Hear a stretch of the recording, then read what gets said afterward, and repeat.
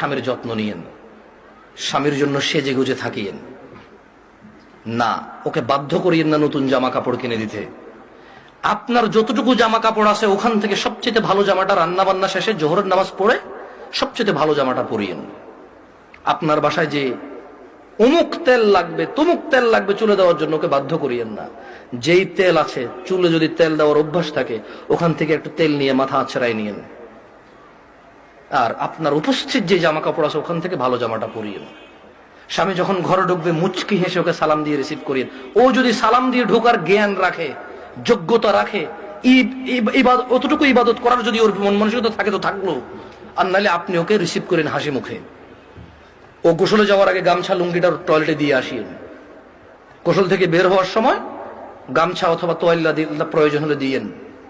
এরপর জিজ্ঞেস করিয়েন ভাত কি খাবে এখন নাকি একটু পরে। যদি বলে যে পরে খাবে, কিছুক্ষণ পর আবার জিজ্ঞেস করেন ভাত খাবে কিনা। ও যদি পছন্দ করে যে ওর বাবা মা বোন এদের সাথে ভালো আচরণ করা যদি ও পছন্দ করে আপনার পক্ষ থেকে, আপনি ওর বাবা মা বোন এদের সাথে ভালো আচরণ করিয়েন। ওরা যতই কটু কথা বলুক, আপনি ও বাবা মা বোনের বিরুদ্ধে ওর কাছে বিচার দিয়েন না। যদি ও পছন্দ না করে বিচার, একটু সহ্য করিয়েন। যখনই আপনাকে বিছানাটাকে যাবেন, কখনো রাগ করে বাপের বাড়ি চলে যাবেন এটা বলবেন না। ও যদি আপনাকে বলে এবার তো অনেকদিন হয়েছে যাও না, 2 একদিন ঘুরে আসো, সমস্যা নেই, তোমার বাবা মাও তো তোমাকে দেখে না অনেকদিন। আর বাপের বাড়িতে চলে গেলে 1-2 দিনের মাথায় বলিয়েন চলে আসবো নাকি। ও যদি বলে চলে আসো, তাহলে ও যাবে অথবা আপনার বাবা এসে দিয়ে যাবে, আপনার ভাই এসে দিয়ে যাবে, অভিভাবকের মধ্যে কেউ একজন এসে দিয়ে যাবে আপনাকে।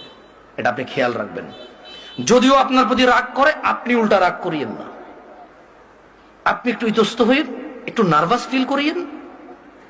আধা ঘন্টার মধ্যে যদি ও সরি না বলে, আপনি সরি বলে আবার ওর সাথে মিলিত হয়ে যান।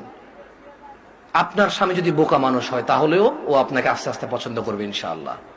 আর যেই স্বামী ভালো, সেই স্বামী সবসময় চিন্তা করে আমার বউটা যদি একটু কটু কথাও বলে, ও যদি একটু কর্কশ হয়, ও কোনো পুরুষের সাথে কথা বলে না, চরিত্র নষ্ট করে না, এমন মহিলা রেখে দেওয়া যায়, ওকে পোষা উচিত, যত্ন করা উচিত। এটা হচ্ছে বুদ্ধিমান স্বামী।